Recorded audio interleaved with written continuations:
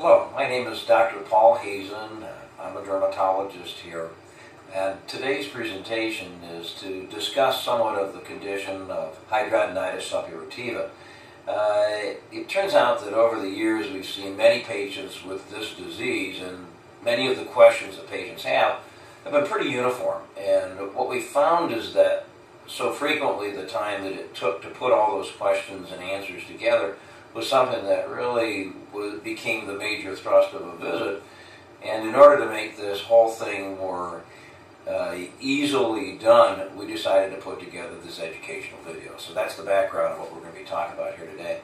Hidradenitis is a fairly common condition. It affects 1 to 4% of the population of the world. It's not just a U.S. disease. It's found in virtually every nationality. And as such, it is as common as psoriasis, and yet because it's hidden, many people don't have the same information available and don't have the same understandings that we would have for psoriasis. So this whole thing came about in order to really pass on our experiences as well as the information about the condition itself. Hidradenitis, or we just sometimes refer to it as HS, is something that was first described by a fellow by the name of Verneuil back in the 1800s. And the name for it, hidradenitis, hydra means gland and itis is inflammation, and to suppurate means to produce pus. So their original concept was that this was a disease that came from apocrine, or the scent glands, found particularly in crease areas of the body. And so when they were naming this thing, they said this looks like inflammation of the glands that produces pus, ergo the name. Turns out they were wrong. That this doesn't really happen because of inflammation of the glands, but rather it begins within the pore. It's a disease that there is no real test for. It's not like having heart disease that you do a bypass thing or an angiogram and there it is. What happens is that it's a complex of findings, and so what people find they have, and really what defines the disease, is that there are tender, recurring inflammations occurring usually in the crease areas of the body, the underarm, the groin, the buttock bottom areas, under the bust areas for many women as well as fellas, in which this inflammation swells up, it may drain, and then as it subsides, it no longer, it just doesn't disappear entirely, but it may act up time and again.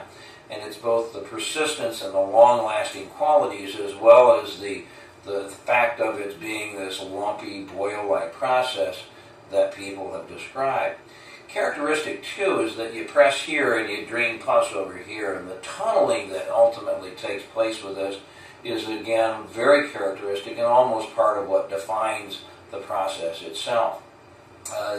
People have this quite literally for years, where it gets better, it gets worse, it gets better, it gets worse, and this lasting quality of this is, again, part of the characteristic of what makes HS HS. Many therapies have been used for this, and often people come in saying, I've had all of this and that, and our average length of time that we've seen people having this in looking backwards is somewhere in the order of 9 years. And we've had people that have had it quite literally for 20 years. So it's not a process that's like a simple infection boil. Gee, I had it, it was treated, and then it went away, never to return.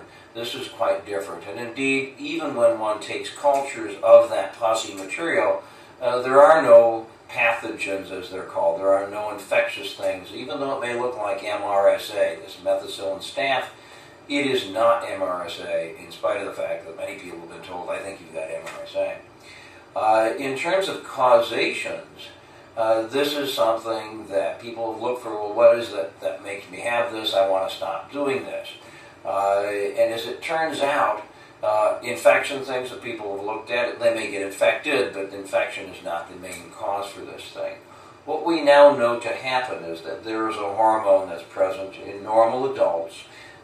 We don't see this disease usually in children, but the adults' hormone make their way through the bloodstream to a point on the outside of the oil gland of a pore.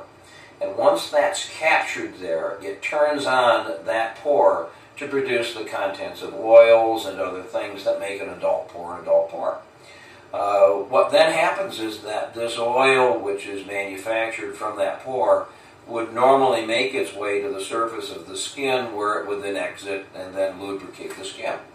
Instead, though, of being able to exit, it gets trapped inside. And it's basically, it just keeps producing, but it's got nowhere to go.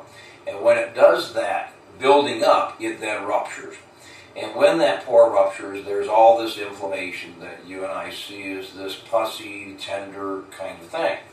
In addition, when it ruptures, part of the body repair process is to produce cells that are very much like an ear pierce. They line that area inside the skin to now make the same kind of tunnel that goes from the outside to the back of the earlobe, only it's now a tunnel that's under the surface of the skin, and it goes from one pore to the next pore that becomes inflamed. And now we have the tunnel where I press here and I drain here. So this development of these tunnels as a result of the body's attempt to heal is one of the absolutely characteristic kind of things with this. It's something that's also challenging to prevent. And many people come in saying, well, I've read online all of these things. It's associated with being heavy, so people have said, well, I've lost 100 pounds. Well, that may or may not improve their hidradenitis. We also know that other factors may play a part just besides body size. We know that for some reason, smoking seems to be associated with a greater severity of hidradenitis also. But once again, like losing weight, simply stopping smoking will not necessarily even improve the hidradenitis. So it's a factor, but it's a hit factor. It may not be the whole answer. We also have in question the issues of diet.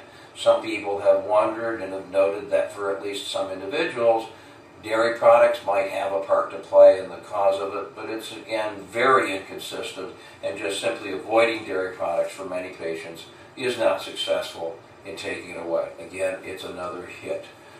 We do have some people who do have elevated hormonal things within their system. They may have too much of certain hormones.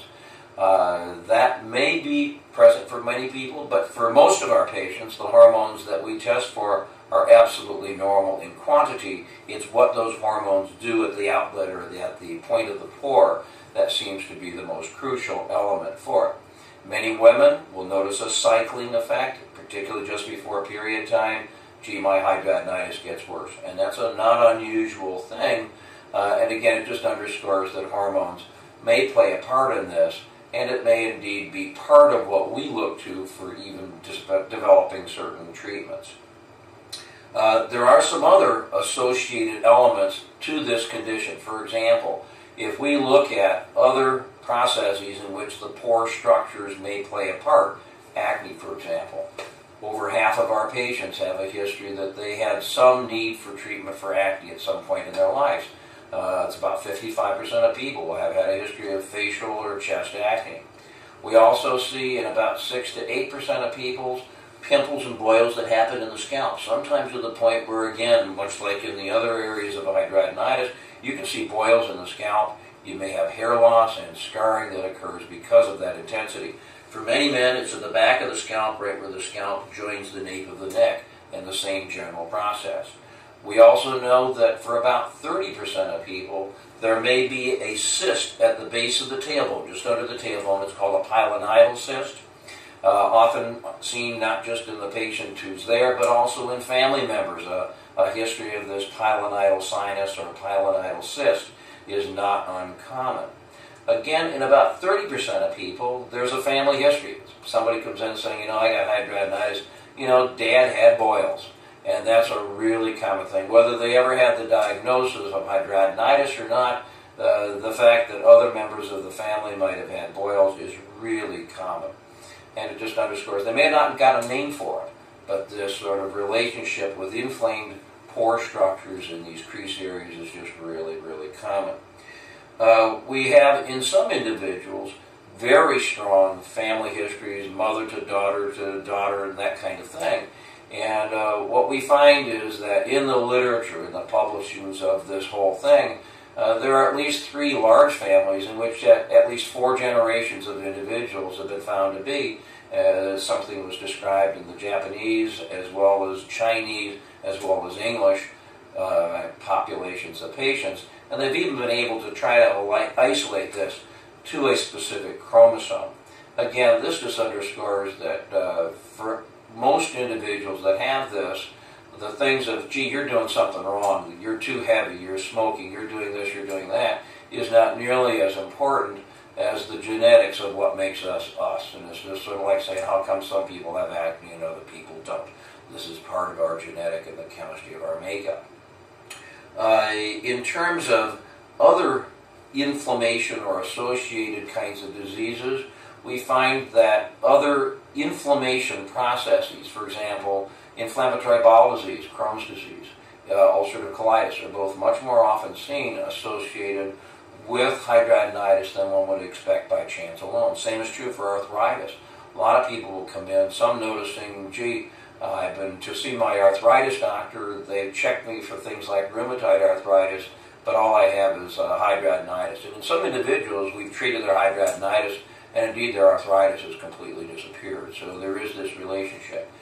Two other diseases that you'll hear or perhaps read about, and also in which there is inflammation associated at times with hidradenitis, is something called sweet syndrome, and a separate ulcerative condition usually occurring on the legs called pyoderma gangrenosum. What this then truly represents is a total body inflammation that may take place, of which the skin is certainly participating, but other parts of the body may be inflamed as well. A lot of people say, well, how bad is my hidradenitis? And one of the things that everyone has looked for is a yardstick, not only to judge how severe is RHS, but also to try to gauge improvements in whatever therapy you're using. And a fellow by the name of Hurley, H-U-R-L-E-Y, was the first to say, well, I can kind of gauge how severe an individual's HS is by noting what kinds of spots do they have.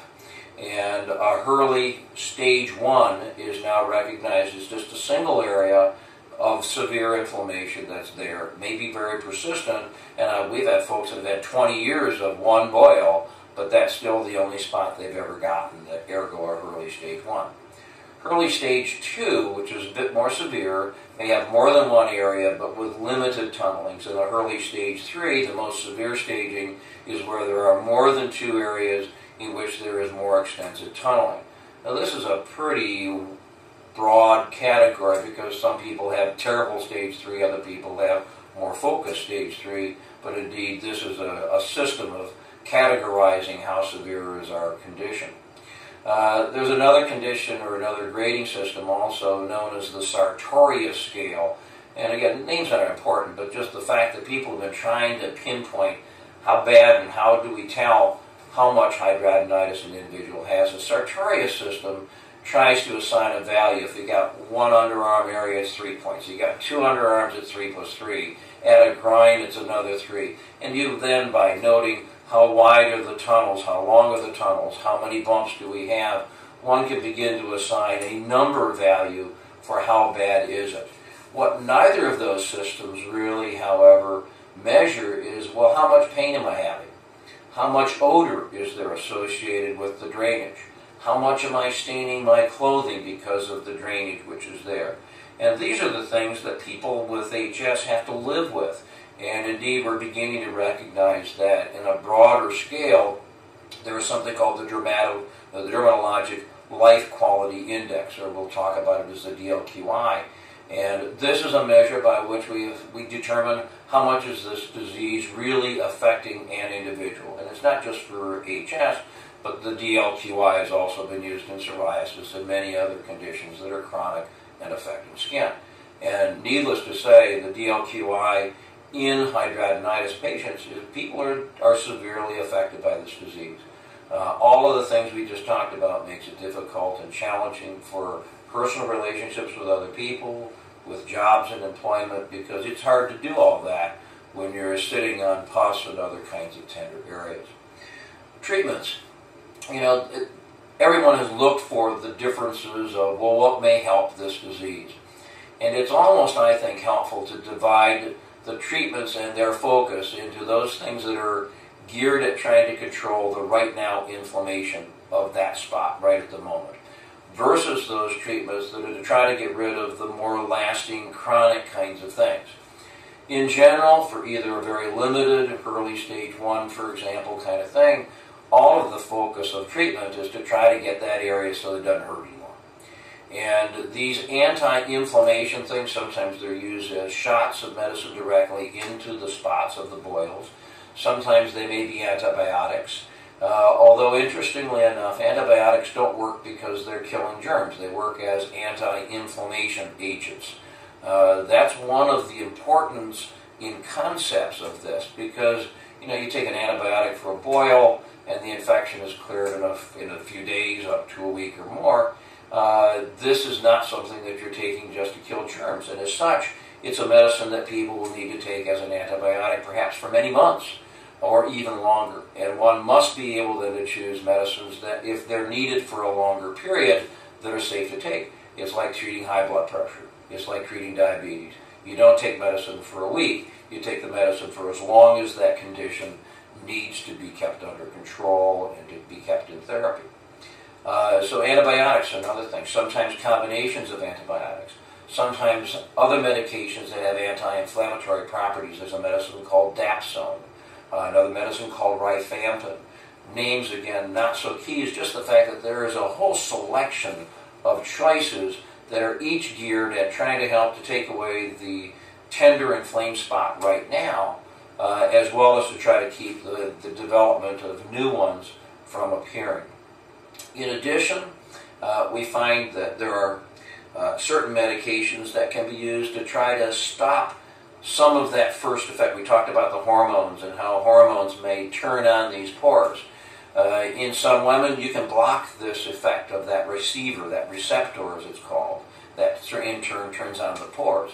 In many men, there's a little downstream, as it's called. There's a little bit further along in how these hormones do their thing. There's a medicine that may turn off some of the effects of those hormones. They don't change the amount of the hormones. The hormone levels are normal. You don't want to change those. But what it does is it changes how the body, in this bad way, seems to react to the presences of those hormones. We also have some patients in whom they say, well, we've tried doing things to try to open up some of that pore. The vitamin A compounds, for example, Accutane is a classic medication used for complexions, for acne kinds of treatments, very powerful medication, yet it doesn't seem to work very well in treating hidradenitis. No one is quite sure why it doesn't. Why does a pore respond well to that medicine here, but not respond to that same medication in other places? Some of the other vitamin A derivative compounds may, however, have some greater benefits. Some patients will show improvement, other patients do not. What you're seeing then is that there's a whole menu of options for things that may try to control, gee, this is the red hot spot there right now, and they kind of then lend themselves also into the next phase of controlling the tenderness of these areas, which is something that you have to stay on then for longer periods of times. The last element for kind of addressing this is, well, what about this spot that's been there for so long and that has all of that tunneling? Will these other medications control it? And the answer is they may reduce the inflammation, but if the tunnel is there, the tunnel is there. And in our experience, at least, so long as that tunnel remains, things that try to reduce pain will do exactly that, but no more. And until or unless you're committed to really getting rid of that tunnel, you will indeed continue to have problems with this thing reactivating, and again it quiets down and then acts up and flares once again. We've tried to avoid lancing if possible, because the lancing of that produces another issue of tunnel. And so it may relieve acute pain, but as far as a long-term thing, just simply lancing areas that are like that doesn't work. On the other hand, doing something that may remove fully that area, whether it's done with using a cold steel, as it's called, a scalpel, where you have the area anesthetized or the person anesthetized and then cut around it, that seems to be very successful, at least for some people, to get rid of that large, lumpy, tender kind of mass. And in a lasting fashion, if you got it all out, you're in good shape. Unfortunately, in some individuals, you may think you got the whole thing out, but there may be unseen extensions that may go below the skin that you just can't see doing that surgery. And unfortunately then, for some individuals, it'll come back.